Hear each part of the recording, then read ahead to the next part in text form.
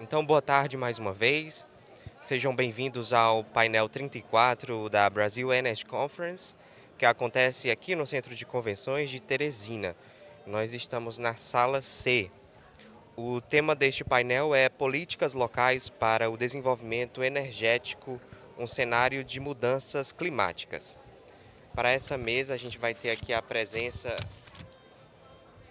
Formando aqui a mesa, nós convidamos o Marcos Antônio Tavares Lira, da Universidade Federal do Piauí, por gentileza, seja muito bem-vindo. O Israel Lobato Rocha, do IFP, também painelista. E nós teremos a mediação da Bruna de Freitas, da CEPLAN. Seja muito bem-vinda. Então, boa tarde a todos e todas. Eu queria também chamar a compor essa mesa que ficou ainda mais rica, o Albemerck, que vai nos ajudar a colaborar com essa discussão. Albemerck, por favor, venha para esse palco, tá bom? Então, antes da gente iniciar de fato essa apresentação deste painel, pessoal, eu vou tentar, na verdade, trazer aqui o currículo dos nossos colegas que têm muito a nos enriquecer sobre o tema.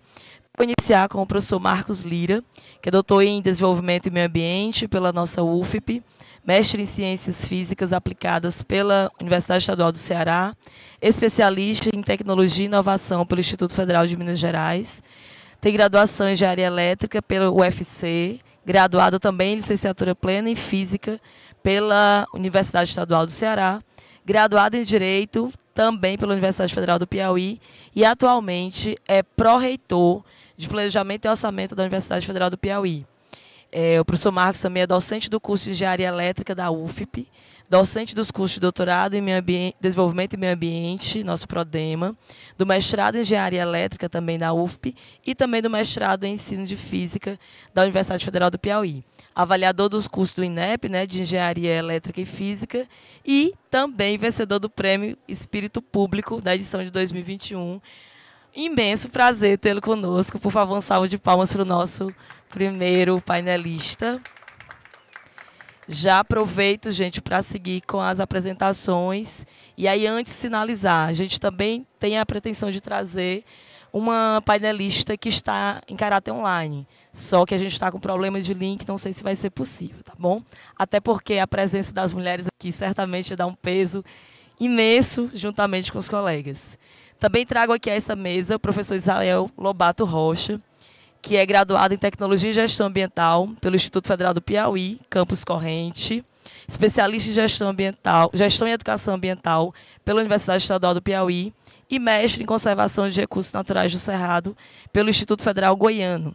Atualmente é professor do Ensino Básico Técnico Tecnológico do Instituto Federal do Piauí, Campus Corrente, coordenador institucional do projeto Escolas Sustentáveis, inclusive foi muito bem trazido mais cedo aqui nesse evento, e é também, já deixar meus parabéns, eleito diretor-geral do Campus Corrente do Instituto Federal do Piauí. Muito obrigada, por favor, uma salva de palmas para o professor Israel.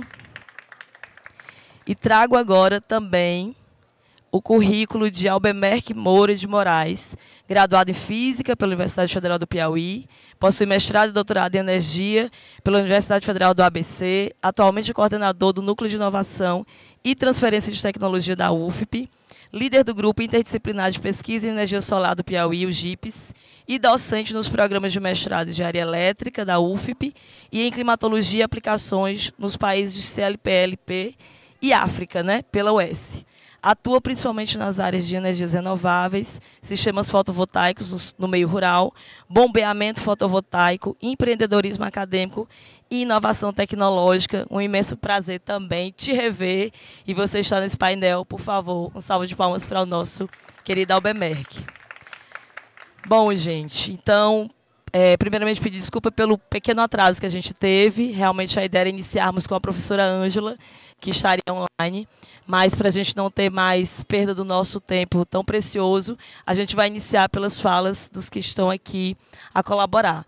Queria realmente agradecer a presença de cada um de vocês e a gente vai fazer uma estrutura de apresentação por cada painelista e, na sequência, a gente faz uma rodada de maneira única, até para ficar mais misturado, o balaio de perguntas com vocês, tá bom? Então, nesse sentido, a gente vai iniciar pelo professor Marcos Lira, a apresentação 2. Tá ok? A professora Ângela?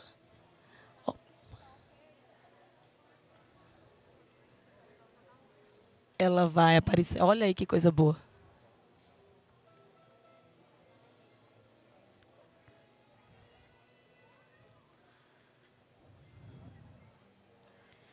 Vamos só ver então se a professora...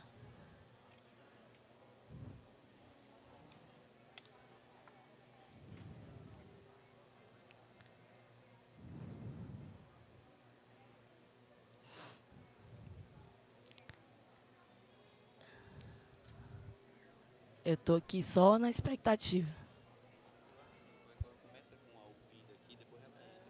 É, eu acho. Vamos fazer assim, então? Ela já está online? Tá. Oi, professora Ângela, você nos ouve? Professora Ângela? Você me escuta? Eu escuto vocês. Opa, pronto. Todos escutaram a professora? Perfeito. Professora Ângela, acho que você não nos vê, mas só da gente ter a sua presença aqui, ainda que online, ficamos bastante felizes por conseguir o acesso na sua presença. Então, a gente estava na apresentação dos currículos, professor, e agora com a sua confirmação, eu vou ler aqui brevemente, tá bom?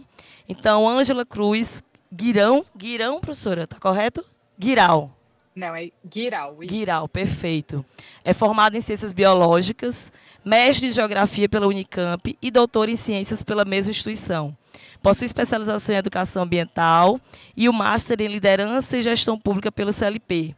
Aliando pesquisa e prática, Ângela ingressou na Prefeitura Municipal de Campinas em 2008, na Secretaria de Clima, Meio Ambiente e Sustentabilidade, espaço no qual ocupou entre janeiro de 2017 a janeiro de 2024 a posição de diretora do Departamento Verde e Desenvolvimento Sustentável. Também atua junto a demais órgãos ambientais municipais, estaduais e federais, bem como na articulação com instituições nacionais e internacionais relacionadas à sustentabilidade e atualmente coordena a agenda climática pela Secretaria. Imensa alegria a sua presença. Por favor, peço um salve de palmas também para a professora Ângela. E aí, gente, já que está todo mundo agora, e agora eu fiquei realmente feliz, professora, estava faltando uma mulher aqui para estar comigo nesse painel, dizer que vocês perceberam muito bem a riqueza do currículo de quem está nessa tarde aqui para conversar um pouco com vocês. E aproveitem, né? Eu acho que são temas ricos, mas são temas muito complexos. Então, por isso, o peso da academia e o peso dos estudantes nesse evento é muito importante. Então, nesse formato, a gente vai iniciar pela apresentação da professora Ângela, tá, professor Marcos? Vou pedir para a gente voltar para aquele primeiro cenário, justamente para não ter risco de cair o sinal. Então, a professora iniciaria pela sua fala. Pode ser? Professora Ângela, pode projetar a sua apresentação, por gentileza.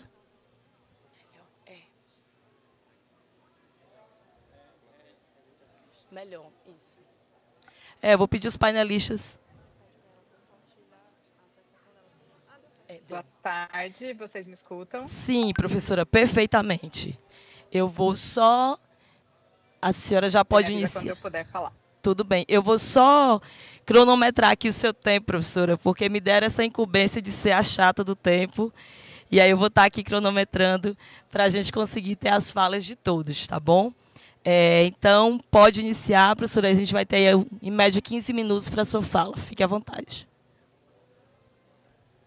Boa tarde a todos, boa tarde a todas. Bruno, é um prazer estar aqui com vocês, mesmo que de longe, né? Estou aqui em Campinas, estado de São Paulo, mas é uma alegria imensa poder trazer um pouco da experiência aqui e também dos desafios que a cidade vem enfrentando na implementação do Plano Local de Ação Climática e também, aí, principalmente, nas estratégias para a transição energética. Então, Campinas é uma cidade de 1.200.000 habitantes, no estado de São Paulo, cerca de 100 quilômetros da capital, e uma cidade que a gente é bem privilegiado no que compete aí a ter diversas universidades de peso, e que muitas delas têm nos apoiado aí na discussão, nos estudos em relação justamente à transição energética. Então, o que eu vou trazer para vocês é contar um pouco sobre como inicialmente foi o processo de elaboração do Plano Local de Ação Climática, A gente sabe que é um desafio também as cidades elaborarem os seus planos locais. Gente, um minutinho só, não sei se vocês conseguem fechar o de vocês aí. Desculpa. Oi, professora. Bom, Pode seguir. posso seguir, gente? Pode seguir, professora. Tá bom, desculpa, é que eu estou ouvindo aí, estou ouvindo a minha voz. Desculpa. Bom, então eu vou trazer aqui para vocês como foi esse processo de elaboração do Plano Local de Ação Climática de Campinas e também as ações que estão previstas e alguns exemplos de implementação em relação principalmente ao tema de energia. Então, o Plano Local de Ação Climática ele foi instituído por decreto municipal há um ano, em junho do ano passado, e ele é um documento, então ele foi elaborado pela Prefeitura Municipal de Campinas com o apoio da WRI Brasil. A WRI é uma instituição internacional que vem apoiando principalmente cidades aí em relação às agendas de sustentabilidade, mas recentemente também aí nas agendas de mudanças climáticas, né, da agenda climática, alguns projetos também de riscos climáticos, mapeamentos de calor, né, o impacto do calor na saúde, e eles já são parceiros da gente há algum tempo e ajudaram aí a apoiar a gente na implementação da metodologia, elaboração e condução também das oficinas, consultas públicas e workshop para elaboração do plano. Então, o PLAC, daqui para frente eu vou chamá-lo só de PLAC, ele é um documento estratégico que propõe a Campinas um caminho integrado e inclusivo, alinhado com as prioridades sociais, ambientais e econômicas, né, que a gente tem o tripé aí da sustentabilidade, voltado à mitigação de emissões de gases de efeito estufa, mas também ao aumento da resiliência da cidade frente aos impactos da mudança climática. Então, como eu disse, a elaboração foi feita por além da WRI, a gente teve mais de 17 secretarias da administração pública envolvidas nessa elaboração, né, com indicação de técnicos aí da área da saúde, planejamento, educação, urbanismo, assistência social, defesa civil, né, então atores bem importantes para que a gente pudesse, de fato, ter um plano transversal para a cidade, não um plano feito somente pela Secretaria de Meio Ambiente, mas também a gente teve aí a colaboração da sociedade civil por meio de oficinas com a comunidade, consulta pública online, por fim, uma audiência pública para validação de todo o material, todo o estudo e garantir que as diretrizes e também ali a colaboração da população pudesse constar dentro do plano de ação climática. E aí o plano ele traz, então, um horizonte até 2050 de implementação. É o plano que hoje a Prefeitura de Campinas tem com um horizonte mais longo, geralmente os planos ali eles vão de 5 a 10 anos, né? A gente haja vista aí os planos diretores, mas esse plano justamente pelo desafio e porque a implementação dele, os resultados, né, somente quando a gente está falando aí de mitigação e até mesmo das ações de adaptação, elas são mais lentas, né? Então, a gente fez um plano aí com ações e metas para 2030, 40 e 50, mas 2050 a gente quer, de fato, consolidar a cidade de Campinas como sustentável e resiliente, de um modo democrático e inclusivo, com desenvolvimento de baixo carbono, priorizando a justiça climática e socioambiental. Então, para isso, a gente fez alguns estudos. O primeiro deles, analisando quais eram os principais riscos climáticos da cidade. Então, a gente analisou os dados de inundação, estiagem, epidemia, considerando os dados de dengue, deslizamento e as ondas de calor. Então, a gente fez um estudo para cada um desses riscos, que são os identificados na cidade, e aí, para isso, a gente teve o apoio da Unicamp, do Instituto de Pesquisas Tecnológicas do Estado de São Paulo, principalmente, dados da Defesa Civil e da Saúde, né, da Prefeitura. E aí, quando a gente soma todos esses dados e cruza com o Índice Paulista de Vulnerabilidade Social, a gente está olhando, né? Aqui, então, a gente tem um mapa da cidade de Campinas, dividido por áreas de planejamento e gestão, que são os recortes que o plano diretor traz. Quando a gente olha todos esses riscos e cruza com a população mais vulnerável da cidade, a gente tem esse mapa que a gente chama de multirrisco. Então, onde eu tenho as áreas em vermelho, são aquelas em que eu tenho uma vulnerabilidade maior a todos esses riscos somados, né? Então a gente vê uma predominância aí na região sul e oeste da cidade, e a gente tem baixo risco para todos esses riscos climáticos somados, principalmente na região ali leste e norte da cidade, que é justamente onde a gente tem uma menor concentração de população e a presença aí de mais elementos naturais. Então, esse mapa ele já nos traz um alerta e nos mostra principalmente para onde que a gente deve caminhar em relação às ações e prioridade delas. E aí, um outro estudo que é feito no âmbito de um plano local de ação climática é o inventário de gases de efeito estufa. Então, a gente considera, né, para análise do inventário, principalmente 4 setores. O primeiro deles é o de energia estacionária. Então, eu tenho aqui, nesses 5 gráficos, em azul, né, representado, então, que traz os dados de energia estacionária. Em laranja, o transporte. Em cinza, a gente tem as fontes de emissão oriundas dos resíduos. Em laranjinha e amarelo, a gente tem a FOLU. A FOLU é o uso da terra, principalmente a conversão do uso da terra, e aí a gente pode considerar principalmente dados de desmatamento. Então, a maior contribuição para Campinas corresponde ao setor de transporte, né? Eu vou trazer os dados mais recentes aqui de 2022, mas a gente tem inventário que foi realizado em 2016, depois a gente já tem os inventários para 19, 20, 21, 22. E esse setor de transporte, então, ele corresponde, né, no último inventário, 73%. Muito dele se deve principalmente por a gente ter o aeroporto de Viracopos dentro da cidade, e aí o cálculo é feito aonde essa aeronave, onde os veículos são abastecidos. Então, a conta aí, né, das emissões do aeroporto fica na conta da cidade. Então, mais de 50% desses 70% vem das emissões do aeroporto. Mas a nossa segunda fonte de emissão é justamente energia estacionária, que em 2022 ela atingiu aí 15%. Os resíduos correspondem a 10% e o uso da terra, a conversão do uso da terra, né, de floresta para outros usos, urbanização e impermeabilidade, é 2%. E aí o total, né, a gente tem emitido aí mais de 3 milhões de toneladas equivalentes de CO2. Então, considerando e olhando para este cenário, e aí, quando a gente faz um recorte específico para as emissões de GE oriundas somente da fonte estacionária, trouxe os dados aqui em toneladas de CO2, mas a gente tem que as emissões do setor de energia, elas são provenientes principalmente a eletricidade, que corresponde a 11%, e o gás natural e de cozinha, 10%, quando a gente olha todo o conjunto das emissões vindas da energia.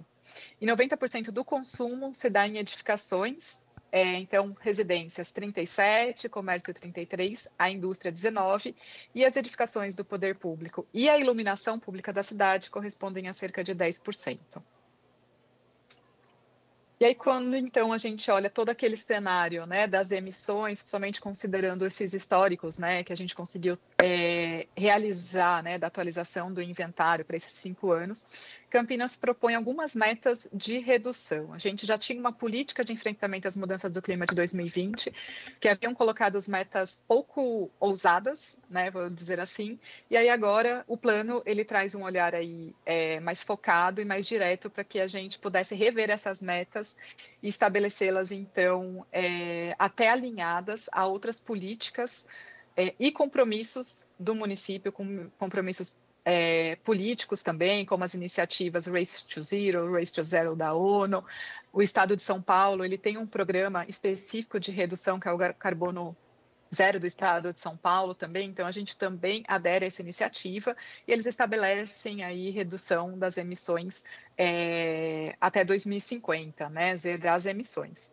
Então, com base em todos esses dados e os compromissos assumidos, a gente pretende até 2050, então, zerar as emissões, né, os 80% a gente diz, né, é onde a gente quer chegar, porque, de fato, a gente tem as emissões ali residuais, que vão corresponder a 20%, mas então 5% esse ano, até 2030, 35%, até 2040, 55% e até 2050, 80%.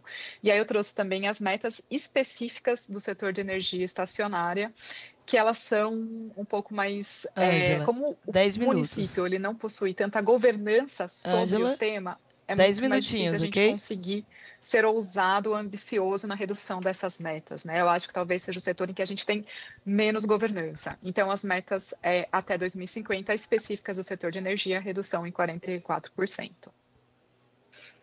Bom, e para a gente conseguir atingir essas metas e também adaptar e preparar a cidade, né, para enfrentar aí as mudanças do clima, principalmente considerando as áreas de maior risco, né, aquele primeiro mapa, foram estabelecidos 5 eixos estratégicos que abrangem aí 20 ações, mais de 90 subações.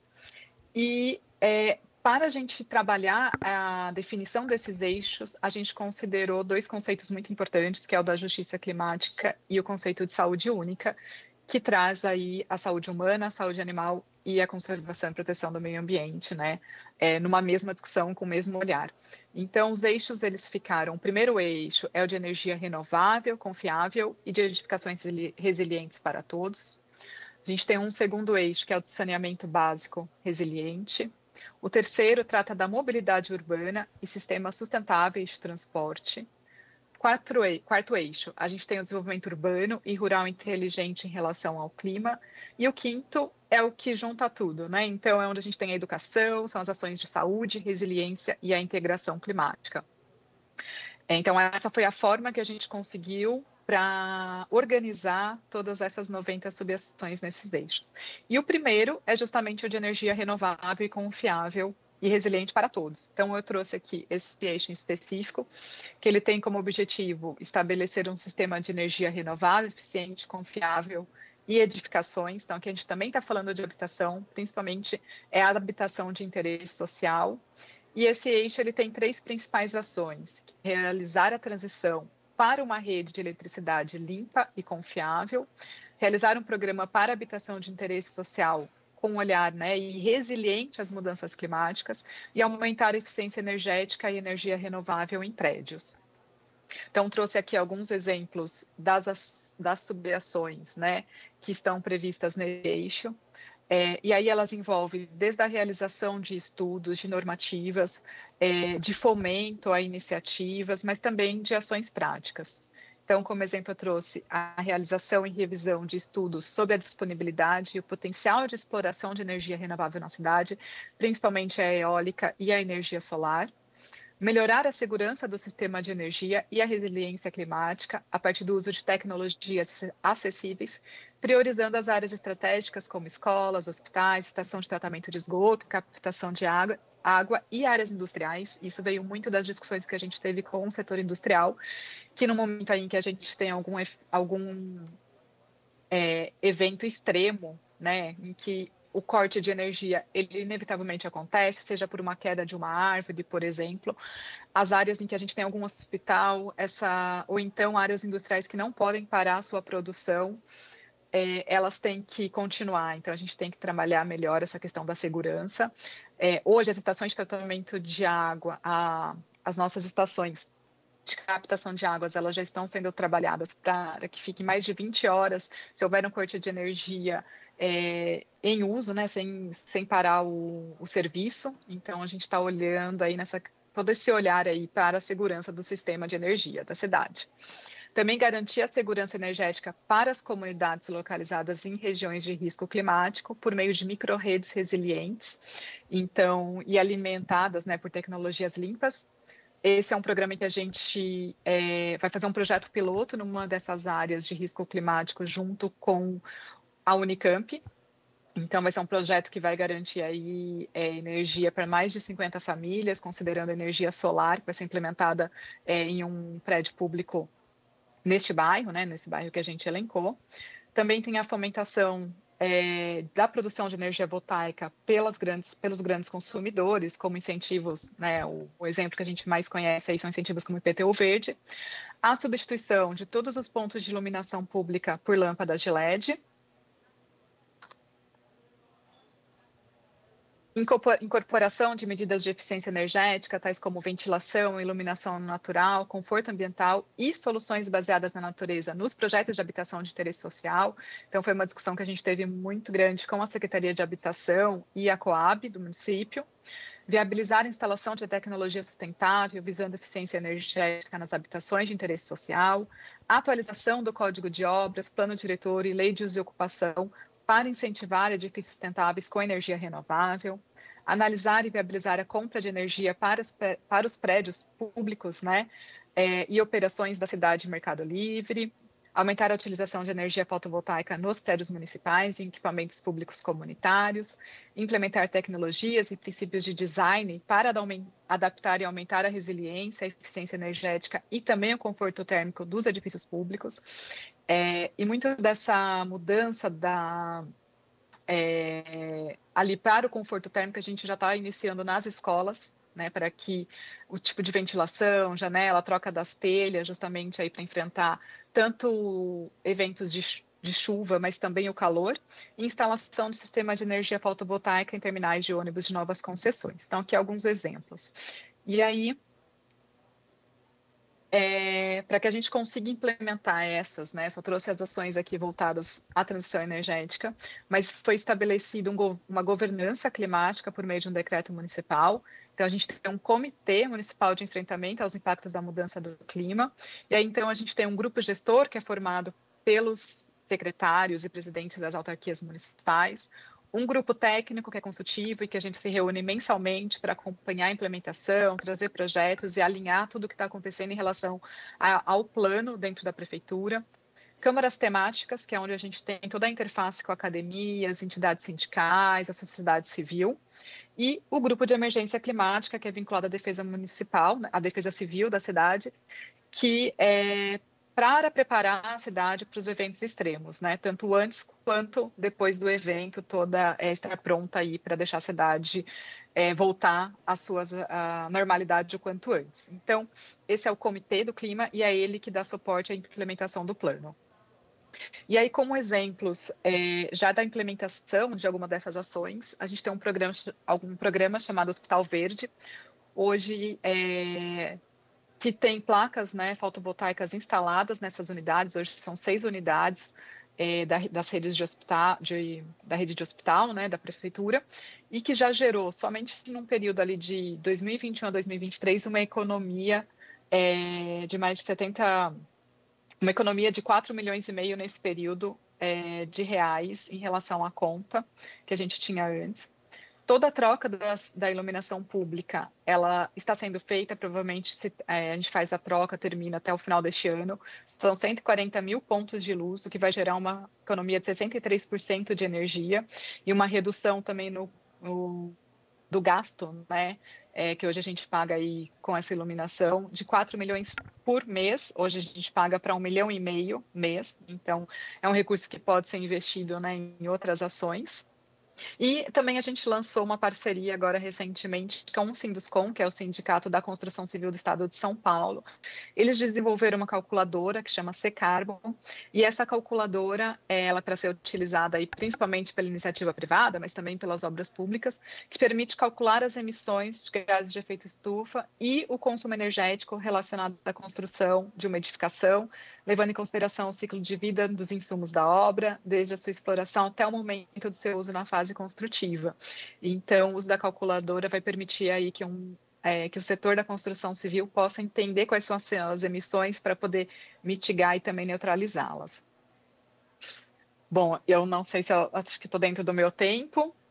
Tentei ser breve, mas trazer o máximo de informações para vocês com a experiência aqui de Campinas e os caminhos que a gente tem seguido, né, ou tentado, porque é sempre um desafio, principalmente quando a gente está falando dessa transição energética e da governança de um governo local para implementação aí de ações. Então, deixo aqui meu contato e estou à disposição para a gente seguir mais um pouquinho juntos aqui. Obrigada, Bruna. Obrigada, Ângela.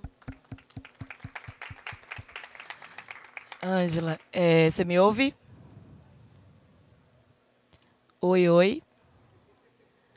Teu microfone tá ok, Ângela? Não sei se você está me ouvindo. Oi, você me ouve? Oi, Ângela, você me ouve? Eu acho que não. Ângela, você me ouve? Gente, eu acho que não. Bom, pessoal, a gente já sentiu que vão ter essas nuances aqui de contato com a Ângela, mas eu acho que a primeira fala dela já é um alento para todos nós em pensar que prospectar uma cidade sustentável tem que estar relacionada com justiça climática e com saúde única, que são temas complexos por demais, mas que a gente já vê factível, né? Inclusive, quando você pensa no caráter de investimento, quando você pensa no caráter de capital investido e do que já se tem de retenção, de custos, né, que a prefeitura tem, são claros, são evidentes. Então, isso já dá um alento para a gente das possibilidades reais da gente pensar nesses cenários. Então, já para a gente aproveitar bem as falas aqui presentes, eu queria convidar o professor Marcos Lira, por favor, para vir ao nosso palco fazer a sua apresentação. Professor, por favor, você me acompanha aqui. Eu vou... deixa eu ver. Eu vou deixar você. Venha para cá.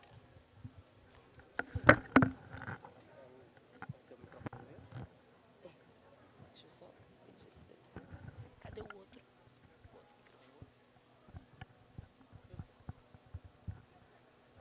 Pronto. Boa tarde, gente. Tudo bem com vocês? Então, deixa eu fazer minha autodescrição. Sou o professor Marcos Lira, tenho 1,69 m, tenho olhos e cabelos castanho, sou pardo, estou usando um terno cinza. Está cortando aqui o áudio. Vocês me ouvem bem aí, gente? Tá.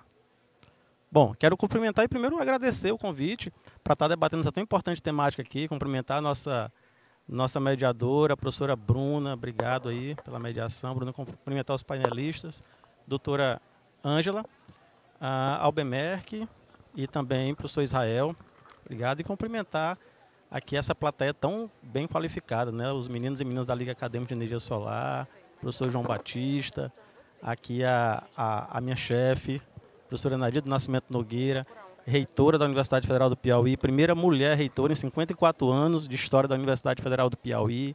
Cumprimentar a Fabiana aqui do Instituto Clima e Sociedade também.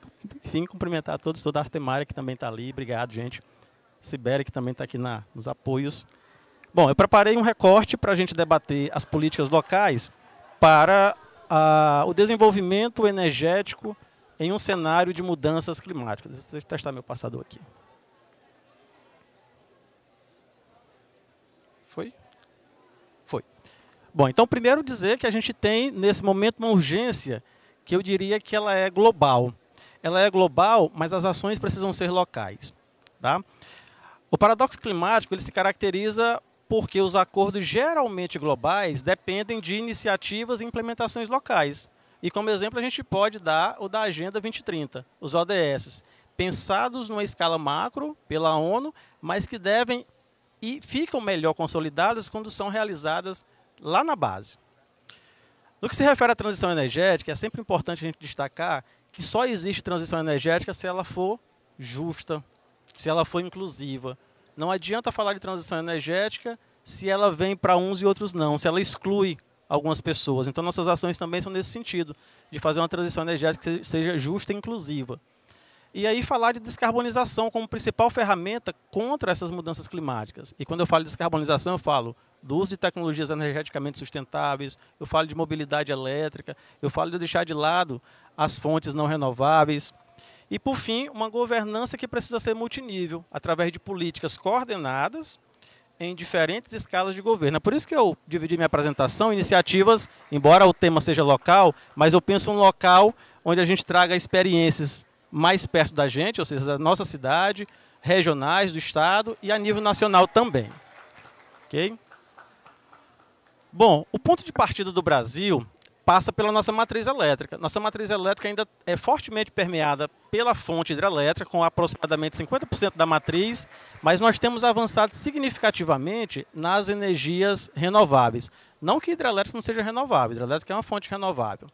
Mas a gente avançou bastante quando a gente fala de energia solar, de energia eólica, e no cenário nacional, o Piauí hoje é o terceiro maior produtor, tanto de energia eólica quanto de energia solar. Portanto, temos ainda, apesar desse avanço, um potencial ainda inexplorado dos recursos solares e também dos recursos eólicos.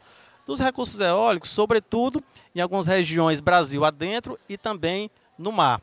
Daqui a pouco eu vou falar um pouquinho da energia eólica dentro do mar, que é a energia eólica offshore, que Dinamarca e Espanha já são lideranças consolidadas e a gente está começando a entrar nesse segmento aí agora. Então temos um desafio que, ao meu ver, é central, que é como diversificar essa matriz renovável. E esse alerta ele começa lá em 2000, 2001, quando a gente teve a crise energética, nos apagões, no racionamento de energia, quando os planejadores pensaram o seguinte: não dá mais para sobreviver só de hidrelétrica, não.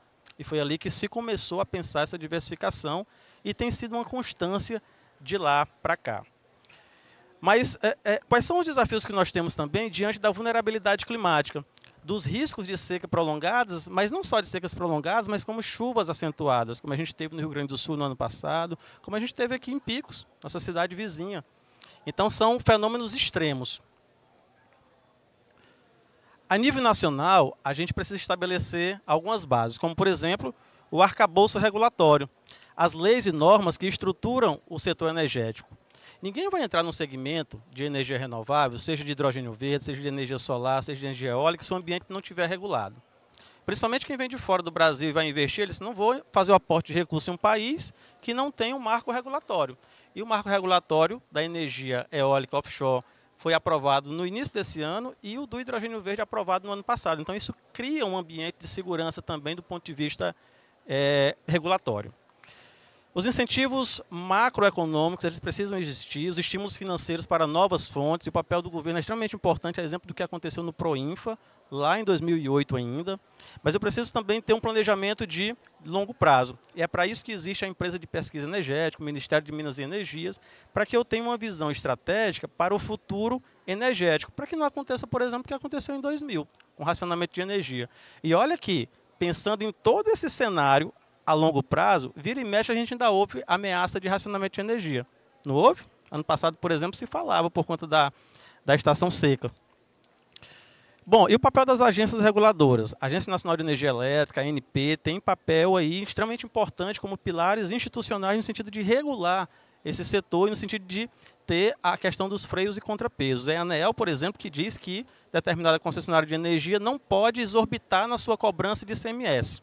Por exemplo, então o papel da ANEEL, inclusive, o presidente estava aqui hoje, o Sandoval Feitosa, estava hoje no importante debate aqui, que é o presidente da ANEEL, um piauiense da cidade de Oeiras, Alberto, Floriano? Oeiras, né? Bom, e alguns exemplos nacionais aí que a gente tem. O Proinfa, que é de 2002, programa pioneiro para incentivar fontes alternativas, foi um marco importante nesse cenário. A regulação da geração distribuída, que foi aprovada em 2022, o marco regulatório, depois de quase 12 anos do início da geração distribuída. Só em 2022 a gente teve um documento oficial, uma lei, que é a Lei 14.000 e dos 13.200. E os leilões de energia, que continuam contribuindo para a expansão massiva a um custo cada vez mais decrescente. E esse custo da energia, a tendência é exatamente essa. Um sistema de energia fotovoltaica que eu instalei na minha residência há 3 anos, que custou R$32 mil, se eu fosse instalar hoje, eu pagaria 18 mil. Então, esse custo ele vai tendo uma decrescência. A nível estadual, a gente pensa o Estado como laboratórios de inovação, né? Uma realidade mais próxima da gente, onde eu preciso ter em vista um zoneamento, ou seja, eu preciso ter áreas prioritárias para projetos renováveis. E já está bem claro por esse governo, o governo do Rafael, qual é uma das áreas prioritárias, pelo menos, é hidrogênio verde, é energias renováveis. Então é isso que a gente espera de um gestor estadual, estabelecer quais são as áreas prioritárias. Mas também, ao mesmo tempo, estabelecer os incentivos fiscais, como redução de ICMS para os equipamentos. Aqui tem uma crítica muito forte no Estado, principalmente dos empresários da área de energia solar, é que quando a gente gera energia e injeta essa energia na rede, nós somos taxados de ICMS. Nós somos talvez um dos únicos estados no Brasil que tem essa cobrança. Goiás tinha e o governo retirou. E os empresários estão botando uma pressão danada no governo para que seja retirado também, mas é uma luta bem hercúlea aí, né? Atração de investimentos, através de programas de fomento regional e atração de investimentos, também é fazer com que eu tenha a atração desses empresários, essas empresas aqui para o Piauí, que o governo também faz isso muito bem. O aspecto do licenciamento, que precisa ser processos mais ágeis, e aí não confundam. Eu não estou dizendo que um processo ágil é passar por cima, é atropelar. A gente precisa ter processos de licenciamento ambiental, a Bruna é dessa área, ela precisa ser um negócio sério, para que a gente não tenha a ocorrência do que aconteceu, por exemplo, em alguns setores onde eu tenho um impacto dos empreendimentos renováveis com os seus impactos negativos em algumas regiões. Então, precisa que se tenha um estudo ambiental sério, que seja desengessado, mas que seja sério e célere ao mesmo tempo. Alguns exemplos estaduais, a nível de Nordeste, nós temos essa liderança na geração eólica no Nordeste, sobretudo Rio Grande do Norte, Ceará e Piauí. De novo, Piauí é o terceiro maior produtor de energia eólica. Eu trago o exemplo do estado de Minas Gerais como o estado líder na geração solar distribuída, essa energia que a gente utiliza nas residências. Nesse ranking estadual, o Piauí está na posição 15º. E São Paulo como uma liderança no setor de bioenergia. Então, são 3 exemplos estaduais aí que eu trago para vocês.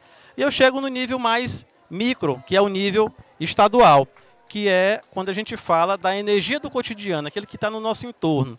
E aí é preciso que a gente tenha em vista os códigos de obra, por exemplo, com a exigência de aquecedores solares. Marcos, em Teresina é loucura colocar aquecedor solar em uma residência. Pode até ser, mas se a gente for atrás, muita gente faz uso de chuveiro elétrico. E o aquecimento solar não é só para banho, pode ser para esterilizar equipamentos, pode ser, por exemplo, para aquecer e para esterilizar os equipamentos do restaurante universitário. Não é, professor Nadine? Então, aquecimento solar, muitas vezes a gente pensa em banho, mas tem várias outras aplicações. A gestão dos resíduos, aproveitando energeticamente o biogás. A gente tem um projeto em andamento que está em estudo de viabilidade na universidade, por exemplo, que é aproveitar o resíduo do restaurante universitário para gerar energia. O professor Emílio, que é o nosso pró-reitor, está fazendo esse estudo juntamente com uma empresa local, para a gente aproveitar esse resíduo. Transporte público, através da eletrificação da frota municipal. Já tem um estudo aqui em Teresina, junto com o pessoal da Alemanha, fazendo essa viabilidade também. E os incentivos fiscais, gente, porque, olha, uma coisa que você pode dizer assim, energia renovável, a gente vai porque a gente quer contribuir com o meio ambiente, beleza, mas se você fizer uma pergunta para quem colocou em casa, ela vai dizer que a principal motivação foi financeira. Não tem jeito. Então, é importante que a gente também faça um incentivo do ponto de vista fiscal, isentando, por exemplo, através do IPTU verde, para edificações sustentáveis. E aí, alguns exemplos municipais. Curitiba, por exemplo, tem a implementação do IPTU verde, já eu falo de Teresina. Rio de Janeiro com as escolas sustentáveis, mas no Piauí também a gente tem essa experiência.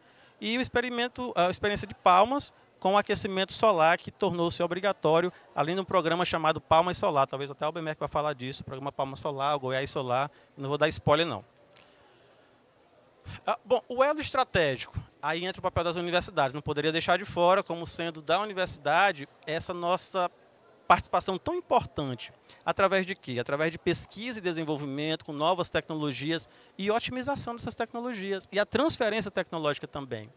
Através da formação, com capacitação de recursos humanos qualificados, através de projetos de extensão, cursos de extensão, graduação, especialização, mestrado, doutorado. Então, a universidade é essa cadeia também formativa.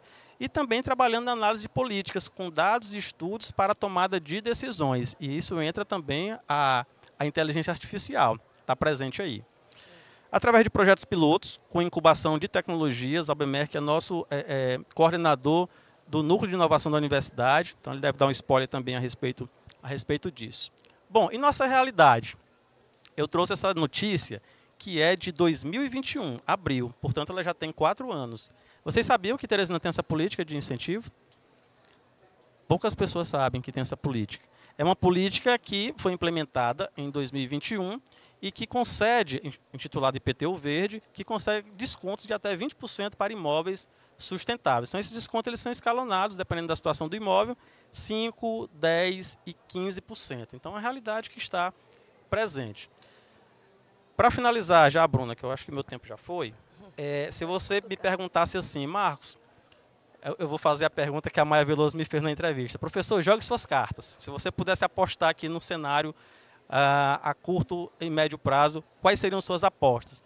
Aí, Rosângela, eu apostaria, obrigado pela presença, Rosângela, eu apostaria aí em três caminhos. O primeiro, a energia solar flutuante, principalmente porque a energia solar em terra, a gente tem um impacto muito forte pela devastação.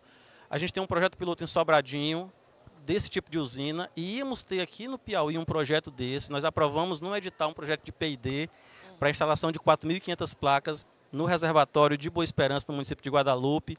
Trabalhamos com esse projeto 2 anos, quando foi para implementar, a Chesf foi privatizada. Aí quando privatizou, disseram assim, não, agora não é mais interesse nosso, não. Vamos deixar de lado. Mas o projeto está todo pronto, né? Uma outra aposta minha é a energia eólica offshore. Marcos, é loucura, energia eólica offshore no Brasil. Não é. Eu vou dizer por quê. O potencial eólico offshore no Brasil, ela está concentrada exatamente no Nordeste, nessa região do Rio Grande do Norte, Piauí e Ceará. O nosso potencial, segundo a empresa de pesquisa energética, é de 797 gigawatts. Olha, gente, isso é quase 3 vezes o potencial que eu tenho em terra. Mas, segundo o Banco Mundial, é quase o dobro, 1.200 gigawatts. Então, é muita energia. E no mar, o vento é mais rápido, em média, 1 metro por segundo do que em terra, até porque eu não tenho obstáculos.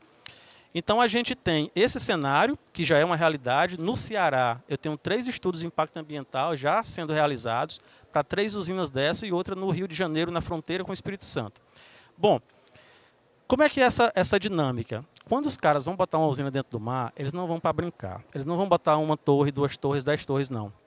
Uma única torre de energia eólica dentro do mar, para vocês terem uma ideia, tem a potência de 15 mega. Isso é quase que toda a potência instalada que eu tenho na usina de Pedra do Sal, que foi a nossa primeira usina eólica no Piauí. Lá nós temos 20 usinas de 0,9 mega. Então, uma única torre de 15 mega, você imagina 300 torres dentro do mar. Então, é mais caro, e como é mais caro, os empreendedores vão para colocar uma quantidade bem gigante. Então, 3 GB é a potência da usina que eu vou ter em Camusim, aqui no Ceará. 3 GB é quase a potência de energia eólica do Piauí todo. Vai estar concentrado em uma única usina dentro do mar. As lideranças hoje são Dinamarca, China e também a Espanha. E isso já vai bater na nossa porta, não tem jeito. O governador vai ter que dar seu jeito aí de como inserir isso na política energética, até porque a Petrobras é quem tem captado esse tipo de política e incentivo. E terceira e última aposta, para fechar. Hidrogênio verde. Ah, Marcos, mas essa aposta é fácil, né? Bom, mas eu vou apostar. O Piauí se tornando essa liderança no mercado de hidrogênio verde, porque o hidrogênio verde vem necessariamente de uma fonte renovável. E nós temos essas condições naturais de eólica e de solar, terceiro lugar no ranking de eólica e de solar, portanto temos as condições de gerar essa energia e produzir esse hidrogênio. O governador anunciou durante o evento a construção, a instalação da maior usina de hidrogênio verde do Brasil, que vai ser aqui no Piauí. Então, sem dúvida nenhuma, o Piauí vai se tornar essa liderança. De novo, a nossa preocupação e o nosso alerta não é, Rosângela, a preocupação com os aspectos sociais. Não é porque eu sou da engenharia que eu vou dizer a qualquer custo, a qualquer preço. Eu preciso ter em mente, e isso vale para os meninos da Liga Acadêmica, os que estão se formando engenheiros e engenheiras. Não é porque eu sou engenheiro e engenheira que eu vou apostar a qualquer preço. É preciso que eu tenha em mente esse olhar interdisciplinar dos impactos. Os impactos lá na base, lá na sociedade, lá na comunidade, porque não tem energia 100% limpa, gente. Não tem. Se eu fosse dizer assim, qual é a energia mais limpa? É a nuclear. A energia mais limpa que tem é a nuclear. Não é renovável, mas é a mais limpa que tem. Então, a eólica tem seus impactos, a solar tem seus impactos, a biomassa tem seus impactos. Então, esse olhar sistêmico ele é importante para que a gente não possa perder de vista esses objetivos. Eu acho que é isso. Deixa eu só conferir. Mas eu acho que esse é o último slide. O último agora. Conclusões e caminhos futuros. O esforço multinível é importante para ter essa transição energética multifacetada, uma governança que seja integrada do potencial local ao impacto global, uma combinação de políticas públicas federais, estaduais e municipais, e a universidade aí como catalisadora desses talentos, dessa produção, da inovação, do capital humano, e o papel da universidade é extremamente importante nesse segmento. Era isso, Bruna e demais, obrigado pela atenção e me colocar à disposição. Muito obrigada, Marcos. Você pode tomar assento. Eu já vou pedindo, então, para o professor Israel Lobato já vir se dirigindo aqui para a nossa terceira fala. Mas antes dizer assim, a gente endossa, com a fala do Marcos, de novo, o papel da ciência em todo esse cenário. E aí, muito feliz com a presença da nossa reitora, professora Nadir, aqui, e que isso precisa realmente ser uma bandeira. Se a gente quer pensar de maneira estratégica, se a gente quer pensar de maneira em que não seja um projeto global, em que ele se cimenta e se concretiza localmente, sem que esse local seja pensado, sem que esse local seja territorializado, a ciência tem que fazer seu papel. E, para isso, a gente precisa realmente levantar a bandeira e ter o apoio a essa ciência. Eu acho que esse painel ele é extremamente rico do ponto de vista de formação, porque a gente tem 4 professores acadêmicos aqui da pesquisa. E, de novo, olha a importância de trazer esse painel, porque a gente viu soluções. A Ângela trouxe soluções, o Marcos aponta soluções, obviamente com consciência, mas eu acho que, acima de tudo, trazer a bandeira da ciência para que isso seja estratégico na tomada de decisões. Muito obrigada, professor Marcos. Professor Israel, por favor, a terceira apresentação, por gentileza. Professor, seu microfone e o apontador.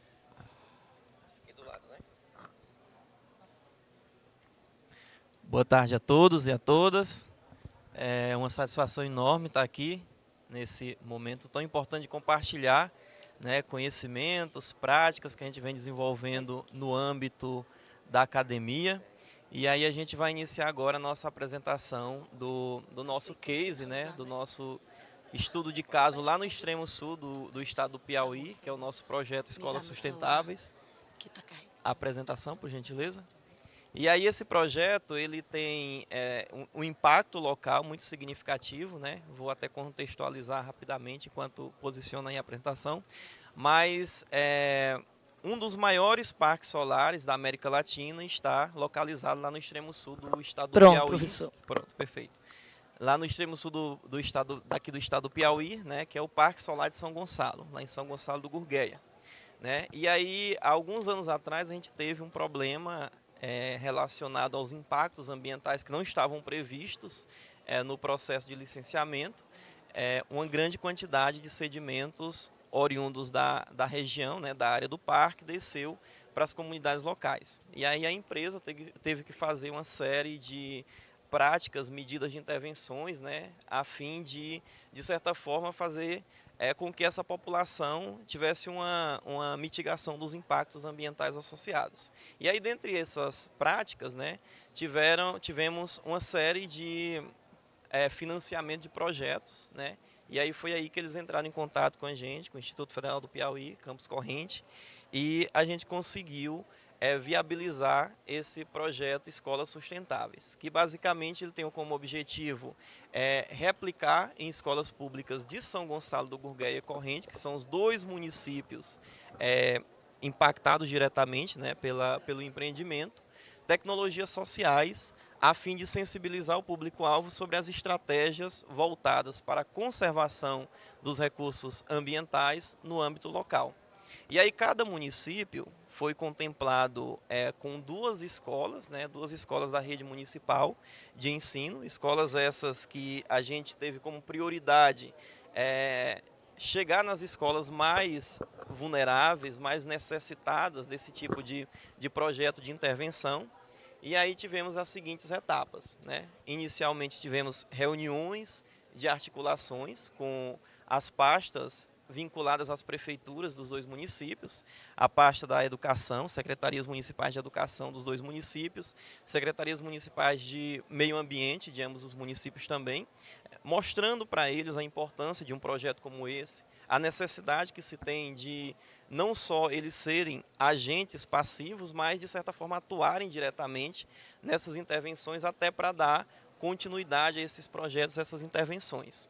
E aí após isso a gente pediu cada uma das prefeituras que indicassem as escolas mais vulneráveis, mais necessitadas desse tipo de prática. A gente deixou bem claro também a importância de contemplarmos escolas das zonas rurais dos dois municípios, né, tendo em vista que muitos projetos, até por questões logísticas, acabam alcançando escolas da zona urbana e as escolas rurais ficam um pouquinho de fora, um pouquinho distante dessa realidade. E aí fizemos a seleção das escolas, 3 escolas em Corrente, 3 escolas em São Gonçalo, priorizando sempre escolas da zona rural, ou seja, tivemos em ambos os municípios uma escola da zona urbana e 2 escolas da zona rural, para a gente, de certa forma, contemplar essa população, né, esses alunos, essas escolas com maiores necessidades. E aí fomos a cada uma das escolas, lembrando que no âmbito desse projeto, tivemos a seleção de estudantes do Instituto Federal do Piauí Campus Corrente como bolsistas do projeto,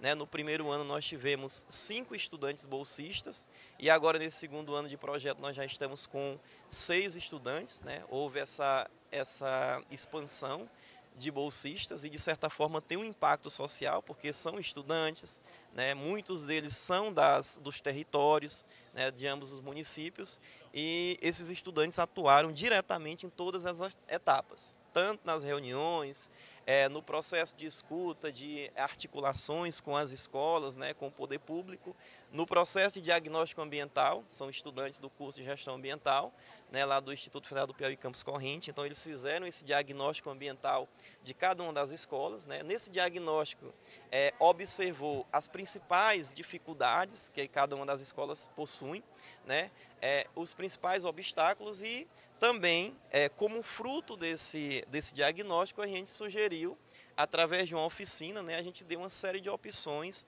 de possibilidade de tecnologias sociais que poderiam ser implementadas nas escolas. E aí, nessas oficinas, uma oficina para cada município, contemplando os profissionais das escolas, os alunos daquelas escolas, de modo que eles fizessem um processo de discussão, né, de escuta e de escolha.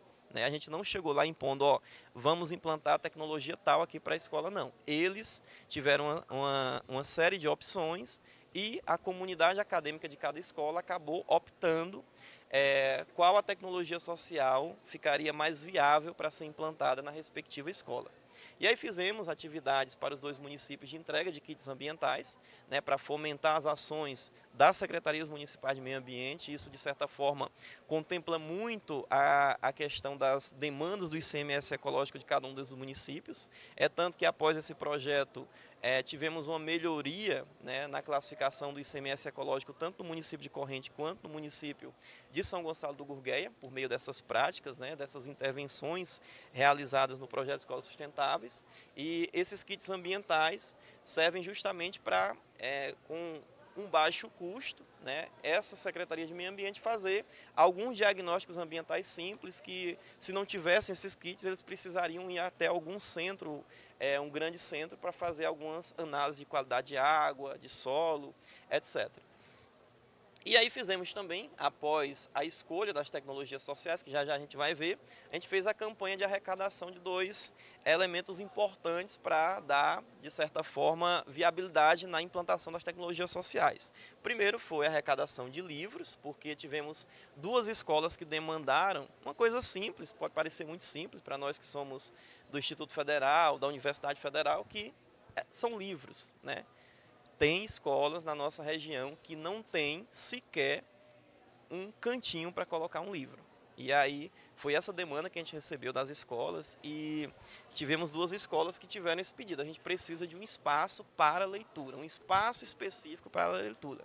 Então, tanto Corrente quanto São Gonçalo do Gurgueia foram contemplados por esse pequeno e muito simbólico, né, muito importante, essa importante tecnologia social, que é um espaço de leitura sustentável, na qual os alunos têm acesso a livros básicos, né, ensino infantil, e também livros voltados para a sustentabilidade, para a educação ambiental, para o meio ambiente. A gente conseguiu, por meio do projeto, contemplar essa demanda que a gente não imaginava, né, que teríamos escolas com uma demanda tão simples, mas ao mesmo tempo tão importante, tão necessária, de extrema necessidade. E aí fizemos a arrecadação, tanto dos livros quanto de pneus inservíveis, para a implantação de uma outra tecnologia social, que foi muito bem vista, foi muito bem repercutida, que é a fossa verde, que é um outro problema sério que nós temos na nossa região. Problema de saneamento básico, principalmente saneamento rural. Escolas das zonas rurais desses 2 municípios, elas não têm sequer um local para destinar aqueles efluentes oriundos das cozinhas, né, onde faz a produção dos alimentos, né, da cantina e tudo mais. Então, tivemos essa demanda. Além disso, foi até uma demanda da empresa, né, a gente precisou fazer uma série de intervenções ambientais na área de influência direta do empreendimento, né, tendo em vista os processos erosivos que aconteceram naquela região. E aí a gente fez algumas intervenções diretas na planta do Parque Solar, e a gente também fez intervenções de recomposição, né, de espécies mudas de buritis nas áreas, de modo a contemplar essa questão da necessidade de recuperar regiões de mananciais, regiões muito próximas ao empreendimento e também regiões que antes tinham uma grande quantidade de buritis, né? E a gente fez essa intervenção direcionada para essas regiões. Além disso, a gente contemplou uma série de eventos, né? Fomos demandados pelas secretarias através de eventos de semana de meio ambiente, de jornada da água durante o Dia Mundial do Meio Ambiente, na semana da água, perdão. E aí fizemos essas intervenções e no total, no primeiro ano, o projeto fez o plantio de 500 mudas nos 2 territórios dos 2 municípios, né?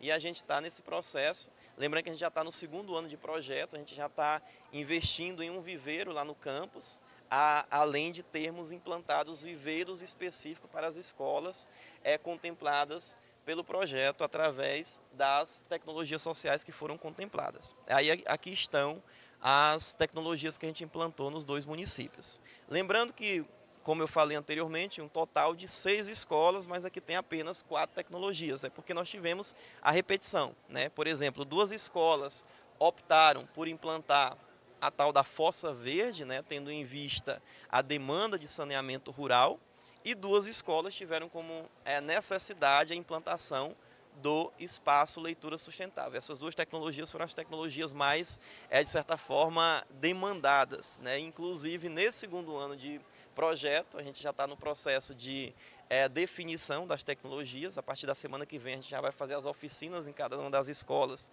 e as escolas vão escolher as tecnologias, mas a gente está percebendo que o grande foco das escolas é essa tal da fossa verde, né? Além de demandas voltadas também para a questão do plantio de árvores, né? Tendo em vista a necessidade de recuperação de alguns espaços degradados na nossa região.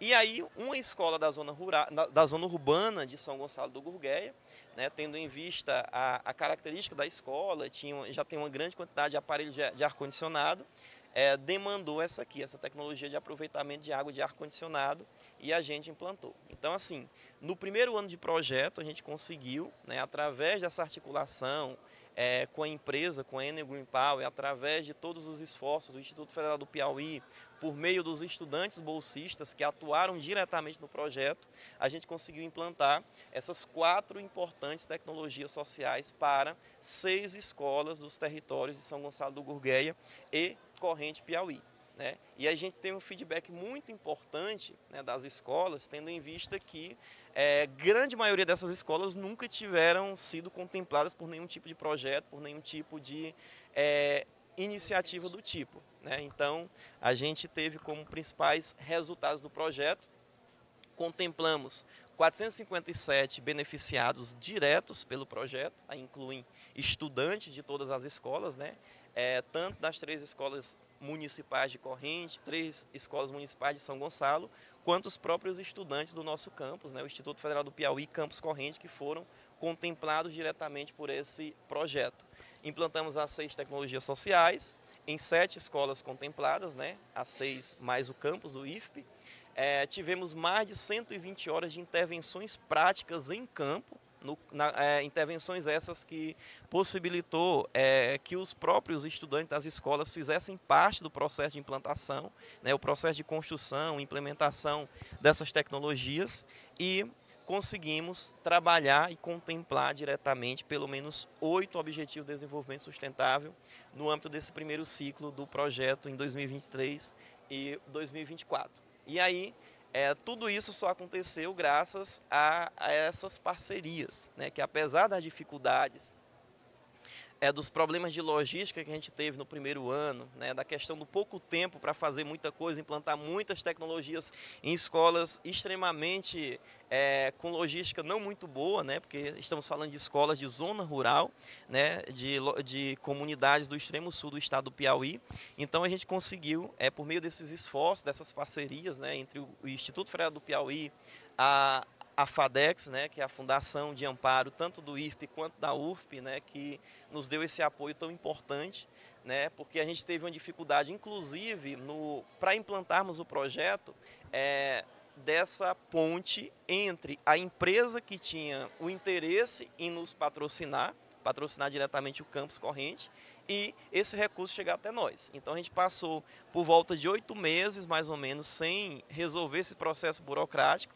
Aí veio a fundação, a FADEX, que está dando esse apoio muito importante para viabilizar, né? Nós estamos no 2º ano do projeto, já estamos articulando a prorrogação desse projeto pelo 3º ano, e isso está, de certa forma, revolucionando, podemos dizer assim, a educação ambiental no sul do estado do Piauí. Parceria muito importante, né? O patrocínio muito importante da Enel, Green Power, e também a parceria com os municípios, as prefeituras de Corrente e São Gonçalo, por meio das 2 secretarias de Meio Ambiente e Educação de cada um dos municípios.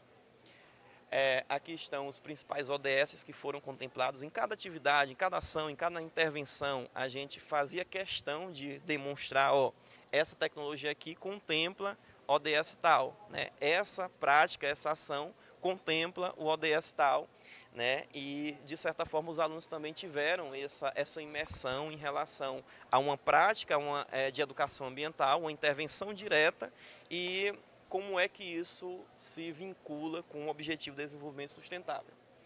Tivemos algumas lições aprendidas, né, que a gente até compartilha, porque quando se fala em tecnologia social, ninguém está com nenhuma ideia de esconder o que se praticou. Pelo contrário, a ideia é replicar em outras regiões, outros territórios, né, em outras realidades, a fim de a gente multiplicar essas boas práticas em prol, né, dos Objetivos de Desenvolvimento Sustentável. Então a gente teve um engajamento comunitário muito importante, essa articulação foi muito importante.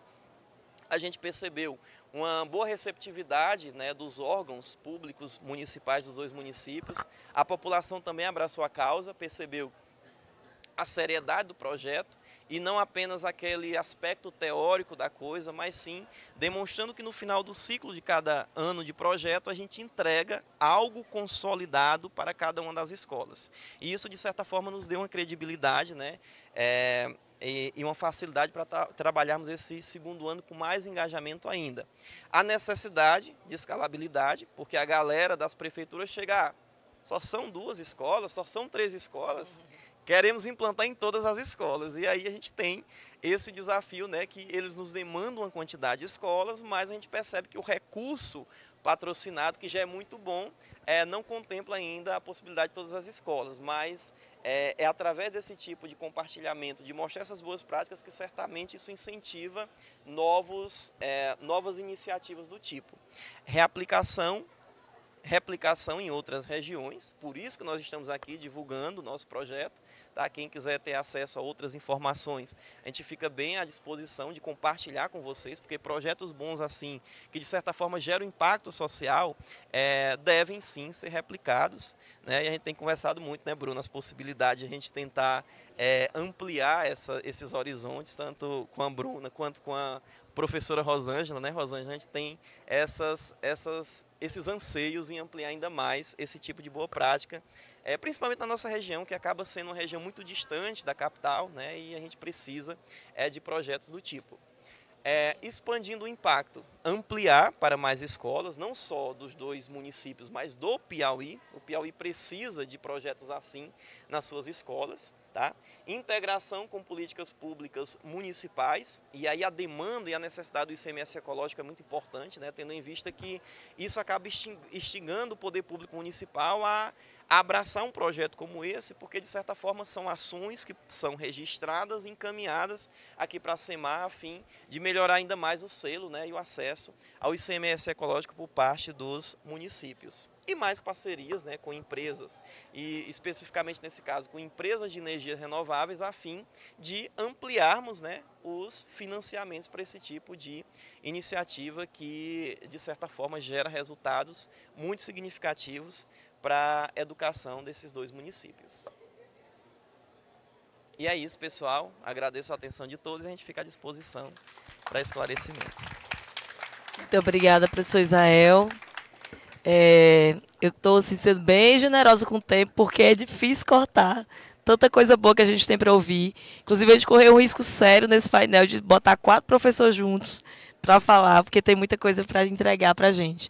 Mas um destaque eu faria, para além de tudo que o Israel trouxe, eu acho que é a gente furar a bolha do academicismo das instituições, das IES.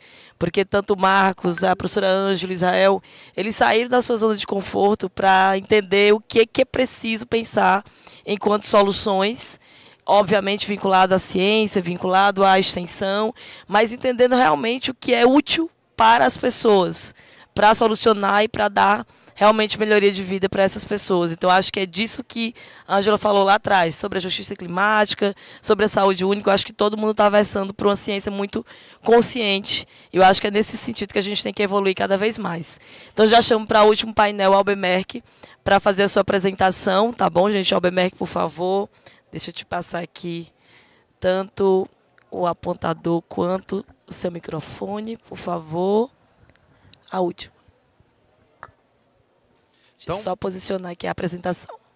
Boa tarde, então, a todos e a todas, né? Começar com minha autodescrição, né? Eu sou branco, tenho 1,76 m, uso óculos, tenho os olhos azuis, embora os óculos não permitam que vocês visualizem, né? Estou de calça jeans, camiseta azul e gostaria de mostrar que estou com uma camisa da Liga Acadêmica de Energia Solar, na qual gostaria de agradecer pela força e dedicação que inclusive estão aqui na plateia. Tá? Cumprimentar a todos que estiveram aqui e todas que estiveram antes de mim, né? A Ângela que está lá em Campinas, não é?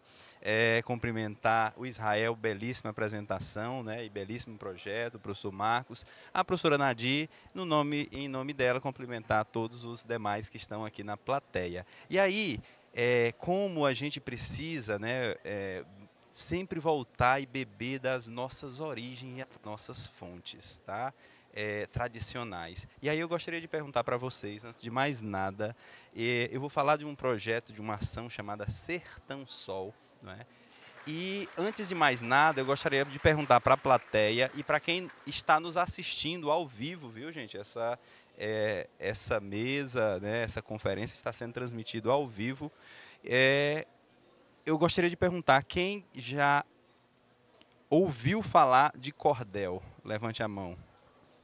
Eita maravilha, todo mundo, né? Então descobri até que o Luiz tem uma plataforma para divulgar cordéis, esses 2 cordéis inclusive vão para lá, mas antes de ir para lá a gente vai pedir apoio de vocês, depois eu vou explicar por quê, tá? E aí eu venho falar de uma ação chamada Sertão Sol, tá? Mas antes dela, a gente precisa contextualizar um pouco o que é que vem antes, né? Então, antes da gente chegar no Sertão Sol, a gente, quando eu digo a gente, eu, o professor Marcos, a Liga Acadêmica de Energia Solar e muita gente boa, né? Inclusive o Fabrício está assistindo lá, foi aluno de doutorado, defendeu recentemente, falando de tecnologias sociais aplicado a bombeamento de água, né? Nós tivemos todas essas ações que eu vou mostrar para vocês estão associadas, né, no tripé, que não é mais tripé, né, professora Nadir? Agora são 4 pés para dar mais sustentabilidade. Vocês não sentam num banquinho com 3 pés,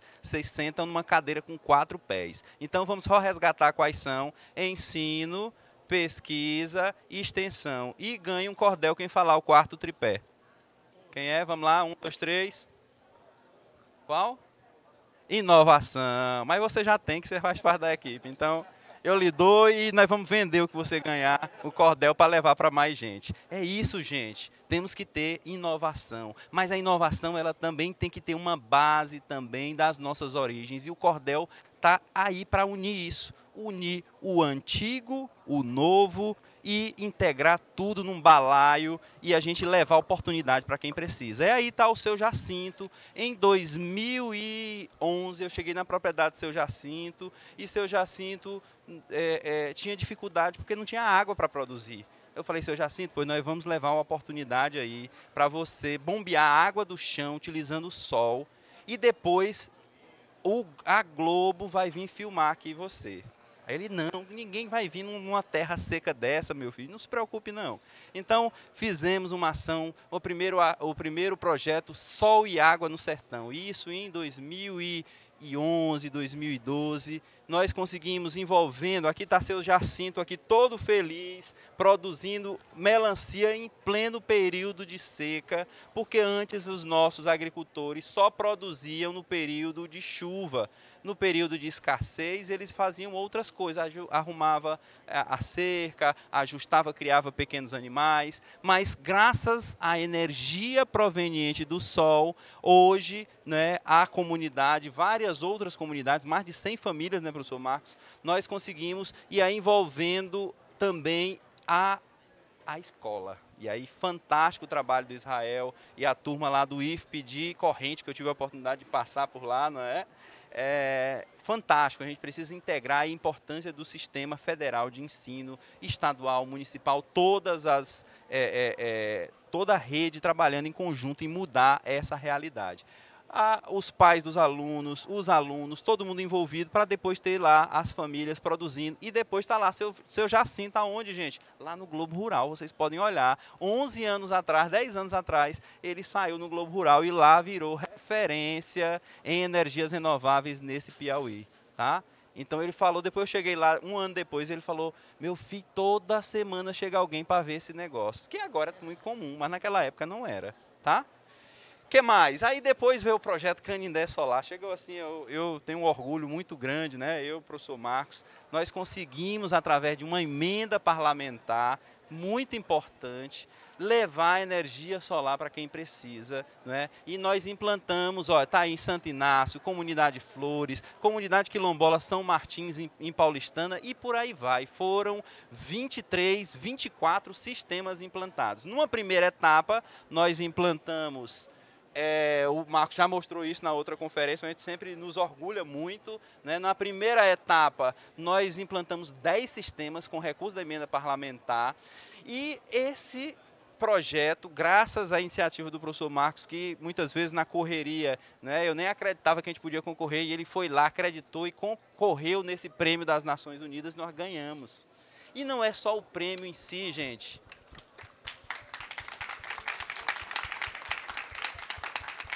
Não é o prêmio em si, mas sim a oportunidade que o prêmio permitiu para a gente levar para mais 11 sistemas, mais 11 comunidades. Tá? Então foi muito importante a notoriedade, né, de a gente ter um prêmio reconhecido pelas Nações Unidas. Tá? E aqui está o cheque que a gente recebeu, R$100 mil. Veja que R$100 mil, né, para uma prefeitura não é nada. Para uma empresa, para a Enel, eu não sei quanto foi que ela investiu, não é nada. Mas para uma comunidade, para um grupo de agricultores, nós atendemos mais de 11 sistemas que deu aí, sei lá, umas 15 famílias ou mais. Tá? Então, muda a vida dessas pessoas. Tá? E aí veio o Sertão Sol. Existe uma música do Roberto Malvese que diz justamente isso. O nome da música vocês podem pesquisar depois, Sertão Sol. Procurem no Spotify e procurem também no YouTube. E vocês vão ver que lá, na verdade, são duas músicas que eram trilha sonora dos nossos projetos. Eu e o Marcos e a turma, bolsistas, né, envolvendo alunos de graduação, alunos de mestrado, alunos de doutorado, né? A trilha sonora do carro, né, a gente indo, né, com o apoio da Universidade Federal do Piauí, a trilha sonora era Sertão Sol e Pedagogia da Seca, que diz que o mesmo sol que castiga é o mesmo sol que gera vidas. Tá? E isso nos inspirou a criar o Sertão Sol. O que é o Sertão Sol? Nada mais é do que uma iniciativa para a gente divulgar e ampliar as nossas ações. Veja que nós estamos falando de uma jornada de muitos anos, 2019, né, na verdade a primeira iniciativa começou lá na minha pesquisa de doutorado em 2009, 2011, né? E aí depois veio o Canindé Solar, 2019, depois o Marcos também aprovou um projeto na FAPEP, importante destacar esse projeto também. No final das contas, nós conseguimos atingir 23, 24 sistemas, mas aí, e mais de 100 famílias, né? Só que aí eu fico pensando, professor João Batista, que a gente pode ir muito mais. Que a gente pode ir lá para Bom Jesus, como a gente chegou até pertinho de Bom Jesus, lá no município de Currais. A gente pode ir para Cajueiro da Praia, a gente pode ir no Maranhão, por que não? Não é? a sede e a necessidade de condições melhores para as pessoas é independente de fronteiras. Então é isso que eu clamo e chamo todos vocês a ajudarem nessa nova ação que é o Sertão Sol, com essa turma bacana e maravilhosa da Liga de Energia Solar. Há um ano atrás, professora Nadir, nós estivemos aqui, o nome do evento era outro, viu, Bruna? O nome do evento era CITER, né? Mas o objetivo era o mesmo. E depois vocês podem assistir, está lá no YouTube. Nós fizemos o lançamento desse evento ano passado. Fizemos uma ampla divulgação, né? Criamos, embora a gente tentava evitar a expectativa, né, de dizer, olha, não podemos garantir nada, mas nós abrimos uma campanha para as pessoas primeiro inscrever as comunidades. Vocês têm o perfil? 40 comunidades se inscreveram e está aí a localização de cada uma delas. E está todas disponíveis com fotos lá no site, que foi o Fernando, inclusive, que fez, já botamos no ar, né? Enfim, está aí as comunidades. Comunidade Quilombola Custaneira em Paquetá, comunidade Volta do Riacho em São Francisco do Assis. Olha a realidade aqui, gente, ó. Poço Cacimbão. Né? Para quem não conhece, isso aí é escavado com as próprias mãos do agricultor, que muitas vezes morre no processo de escavar porque solta gases ali naquele processo, entendeu? Então ele tem lá, escava com as próprias mãos e tira com a própria mão a água, para depois ter que colocar água para os animais, né? E beber aquela água de muitas vezes não tem a qualidade suficiente necessária, tá? Então o que a gente quer, tá aí diversos, Colônia do Piauí, Luzilândia, aqui tem um depoimento que não, pelo tempo eu não vou mostrar para vocês, mas da comunidade Olho d'Água dos Negros em Esperantina, que tem uma produção muito bacana lá e não conseguem ampliar a produção porque falta recurso para pagar a conta de energia, ou seja, mesmo onde tem, o agricultor ainda sofre, porque quando chega lá na ponta a energia é de baixa qualidade, tá? Então, o que é que a gente quer, gente, com tudo isso? A gente quer, aqui está em José de Freitas, o seu Noélio, está aqui os dados do poço, né? O primeiro sistema que a gente vai atender com a venda, e aí vem aí a hora de pedir a ajuda de vocês. Cadê? Onde foi? Ah, está aqui na mão. Pedir a ajuda de vocês a R$10. Veja que R$10 compra poucos pães, né? Se você for na padaria, antigamente a gente comprava uma sacolona de pão, com R$10, dependendo, não compra mais nem 10 pães. Então, se vocês puderem, todos eles que estão com esse simbolinho aqui, tá? Podem procurá-lo. Aceita cartão de crédito, aceita Pix, aceita dinheiro, aceita Pix impresso, né? Eita! Aceita tudo. Não né? tem desculpa. E aqui tem o seu Noélio. Era um vídeo, mas eu não vou mostrar para vocês, que ficou em PDF, mas ele produz, gente, maracujá, e ele beneficia esse maracujá para vender, tá? Então, assim, e ele consegue produzir pouco. Se a gente permitir, com um sistema que custa em torno de R$10.000, né? Aí calcula aí, nós precisamos vender bastante cordéis para chegar lá. A gente pode atender a primeira comunidade com essa iniciativa dos cordéis. Tá bom? E aí temos exemplos aí pela mídia, né? Então nós estamos também chamando quem for empresário e conhecer um empresário que possa nos ajudar, Bruna, tá? Nós também nós estamos abrindo uma campanha, né? Já está aberta a campanha de doação para pessoas físicas, mas pessoas jurídicas vão doar através de um patrocínio. Por que não? E eles vão ganhar o que em troca? Além do prazer em ajudar as pessoas, também a marca deles vão ficar vinculado às nossas redes sociais e à mídia, né? Nós temos diversas entrevistas, inclusive a nível nacional. Saiu outra reportagem do Globo falando dessas iniciativas, tá?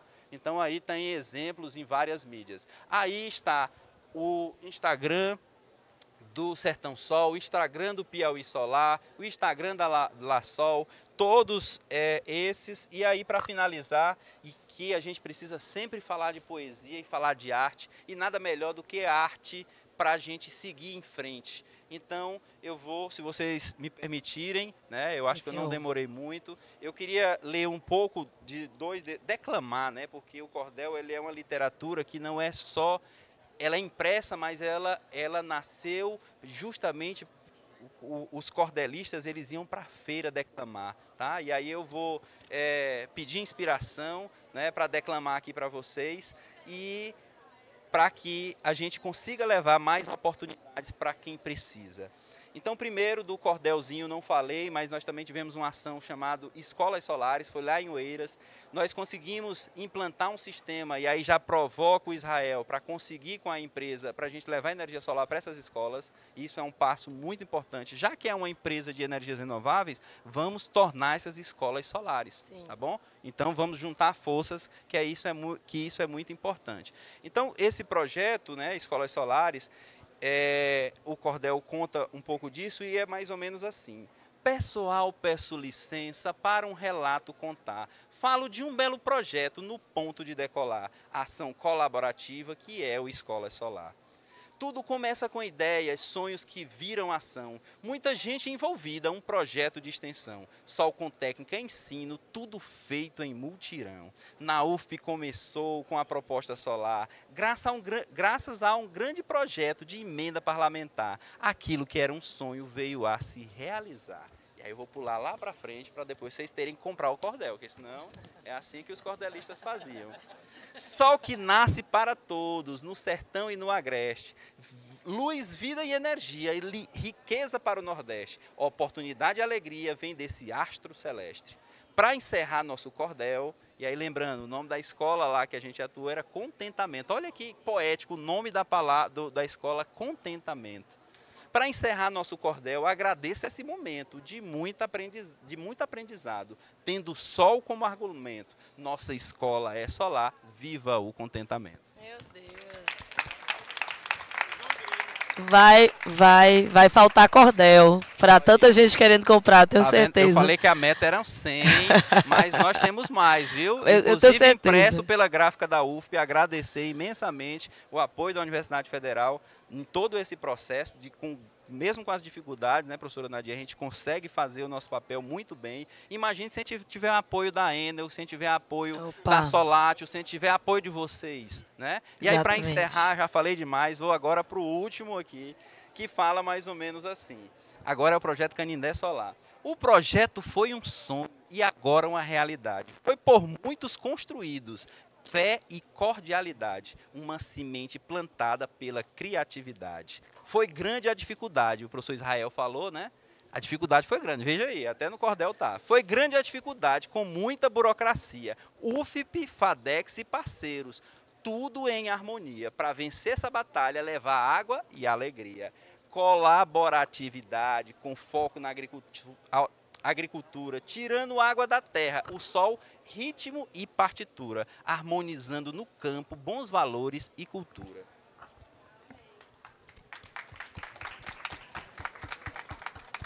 E aí, não sei se vocês conhecem, aí também peço que vocês pesquisem, tem uma música de Luiz Gonzaga que está lá no lado B, chamado Menestrel do Sol, tá? É muito legal, ele fala disso. E aí também tentamos retratar aqui. São muitas comunidades que o projeto atendeu. Piauí de norte ao sul. A lição não se esqueceu. Aos governantes e ao povo para lutar pelo que é seu. Como dizia Baião, sejamos nós menestréis, tendo sol como brasão, para a vida melhorar com as riquezas do sertão. Qual o nome do projeto? Vou agora perguntar, saberia me dizer? É o Canindé Solar, sol e água solução do modo familiar. Opa. E agora para encerrar.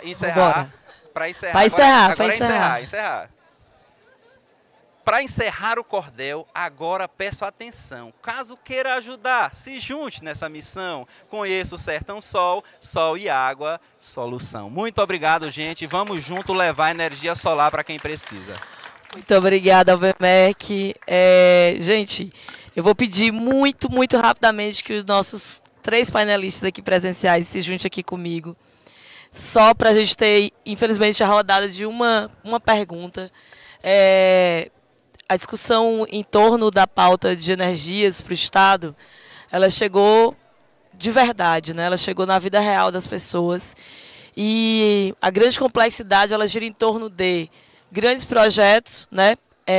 Necessidades e expectativas globais e a essencialidade de buscarmos soluções locais urgentes. E aí, claramente, a gente vê o papel de cada um do que foi tratado aqui. Ângela, infelizmente, teve que sair um pouquinho mais cedo. o quanto que a universidade tem essa possibilidade de estar lá, na comunidade, estar lá com as pessoas, de estar lá com aquele território. Destacar a presença da nossa secretária de Estado de Relações Sociais, secretária Núbia, muito obrigada. Está muito rica a nossa plateia. E aí eu queria perguntar de vocês isso. Olhando para o cenário da pesquisa, o que vocês enxergam como ponto prioritário nesse momento de urgência, já que já chegou? Nós já estamos lidando com a eólica na Pedra do Sal, nós já estamos lidando com a eólica lá em Padre Marcos, a gente já tem a solar em São Gonçalo do Gurgueia, a gente já tem as empresas ali se tentando furar a bolha para apoiar. Enquanto pesquisa, o que vocês elencariam como prioridade para esse processo agora, para a gente dizer, isso aqui vai respeitar o local, isso aqui vai respeitar a comunidade? Quais seriam os caminhos prioritários? Porque se a gente não eleger prioridade, a gente não vai conseguir resolver a vida de ninguém. A gente vai ficar tateando ali sem dar muito resultado. E só o que vocês trouxeram aqui foi resultados. Então, quais seriam agora os próximos passos a pensar de vocês enquanto prioridades para a pesquisa, que pensa no local, que pensa na comunidade? Obrigado pela pergunta, Bruna. Acho que a gente precisa pensar o entorno desses empreendimentos, porque é muito comum eu ter, por exemplo, a maior usina solar da América Latina, como já foi, por exemplo, lá em São João do Piauí, em Ribeira do Piauí, como a gente tem lá em São Gonçalo, e a gente, no entorno dessa usina, tem uma energia de péssima qualidade. Então, olha que contrassenso isso. Então, acho que as pesquisas têm que ser nesse sentido de viabilizar o acesso à energia, mas o acesso de maneira confiável, de maneira segura e, sobretudo, sem interrupção. Não sei se vocês acompanharam esses dias, a nossa concessionária de energia recebeu uma multa da ordem de bilhões por conta da interrupção e da quantidade de horas de interrupção no fornecimento de energia elétrica. A ANEEL não contou a história, está com a multa.